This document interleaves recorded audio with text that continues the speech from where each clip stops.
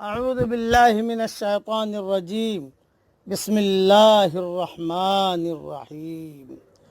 سورہ فرقان کی آیتیں پڑھ رہا ہوں، آیت نمبر 67 سے لے کر 70 تک۔ والذین اذا انفقوا لم يسرفوا ولم يقتروا وكان بين ذلك قواما، اور جو خرچ کرتے وقت بھی نہ تو اسراف کرتے ہیں نہ بخیلی، بلکہ ان دونوں کے درمیان معتدل طریقے پر خرچ کرتے ہیں۔ تھوڑی تشریح سن لیجیے۔ اللہ کی نافرمانی میں خرچ کرنا اسراف، اور اللہ کی اطاعت میں خرچ نہ کرنا بخیلی، اور اللہ کے احکام اور اطاعت کے مطابق خرچ کرنا یہ قوام ہے۔ فتح القدیر میں یہ لکھا ہوا ہے۔ اسی طریقے پر نفقات واجبہ اور مباحات میں حد اعتدال سے تجاوز بھی اسراف میں آ سکتا ہے، اس لیے وہاں بھی احتیاط اور میانہ روی نہایت ضروری ہے۔ آگے فرماتے ہیں والذین لا يدعون مع اللہ الہا آخر ولا يقتلون النفس التي حرم اللہ الا بالحق ولا يزنون ومن يفعل ذلك يلقى اثاما، اور اللہ کے ساتھ کسی دوسرے معبود کو نہیں پکارتے، اور کسی ایسے شخص کو جسے قتل کرنا اللہ تعالیٰ نے منع کر دیا ہو وہ بجز حق کے قتل نہیں کرتے، اور نہ وہ زنا کے مرتکب ہوتے ہیں، اور جو کوئی یہ کام کرے وہ اپنے اوپر سخت وبال لائے گا۔ تشریح سن لیجئے۔ حدیث شریف میں آتا ہے، حضور صلی اللہ علیہ وسلم سے سوال کیا گیا کون سا گناہ سب سے بڑا ہے؟ آپ نے فرمایا کہ یہ کہ تو اللہ کے ساتھ کسی کو شریک ٹھہرائے، درحال ہے کہ اس نے تجھے پیدا کیا ہے۔ اس نے کہا اس کے بعد کون سا گناہ بڑا ہے؟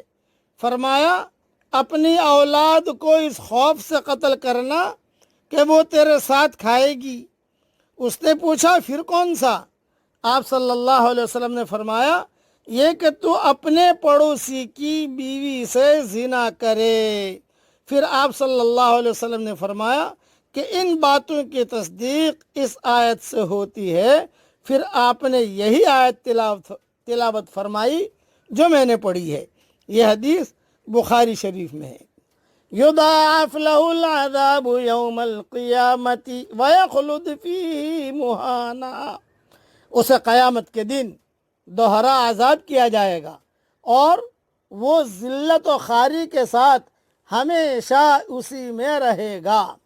الا من تاب وآمن وعمل عملا صالحا فاولئک یبدل اللہ سیئاتہم حسنات وکان اللہ غفورا رحیما، سوائے ان لوگوں کے جو توبہ کریں اور ایمان لائیں اور نیک کام کریں، ایسے لوگوں کے گناہوں کو اللہ تعالی نیکیوں سے بدل دیتا ہے۔ اللہ بخشنے والا مہربانی کرنے والا ہے۔ تھوڑی تشریح اس کی بھی سن لیجئے۔ اس سے معلوم ہوا کہ دنیا میں خالص توبہ سے ہر گناہ معاف ہو سکتا ہے، چاہے وہ کتنا ہی بڑا ہو۔ اسی لیے حدیث شریف میں آتا ہے 100 آدمی کے قاتل نے بھی خالص توبہ کی، اللہ تعالیٰ نے اسے معاف فرما دیا۔ صحیح مسلم میں یہ حدیث ہے۔ اور ایک حدیث میں یہ ہے، حضور صلی اللہ علیہ وسلم نے فرمایا میں اس شخص کو جانتا ہوں جو سب سے اخیر میں جنت میں داخل ہونے والا اور سب سے اخیر میں جہنم سے نکلنے والا ہوگا۔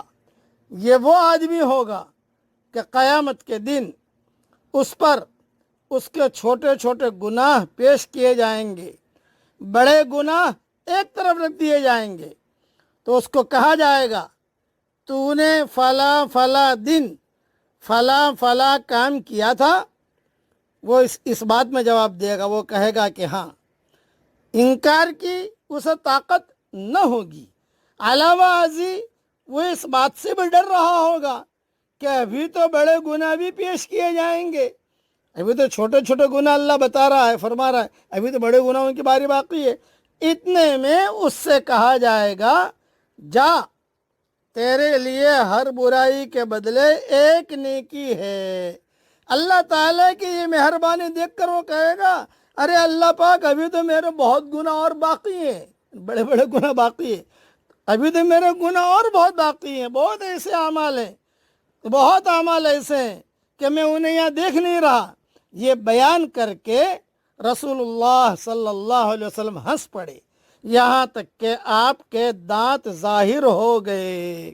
یہ حدیث صحیح مسلم میں کتاب الایمان میں ہے۔ خلاصہ کلام یہ کہ اللہ تعالیٰ چھوٹے چھوٹے گناہوں کو گنا کر کہیں گے چل بھئی یہ گناہوں کے بدلے میں اس کو جو ہے نیکیاں دے دو، جنت میں داخل کرو۔ وہ کہے گا اللہ پاک ابھی اور گناہ بہت باقی ہیں، بہت باقی۔ اللہ حضور صلی اللہ علیہ وسلم ہنس پڑے، یوں فرمایا کہ جاؤ بھئی اس کو جنت میں داخل کر دو۔ اللہ تعالیٰ ہم سب کے گناہوں کو معاف فرمائے۔ پڑھ لیجئے میرے ساتھ، اللہم اغفر لی، اللہم اغفر لی، اللہم اغفر لی۔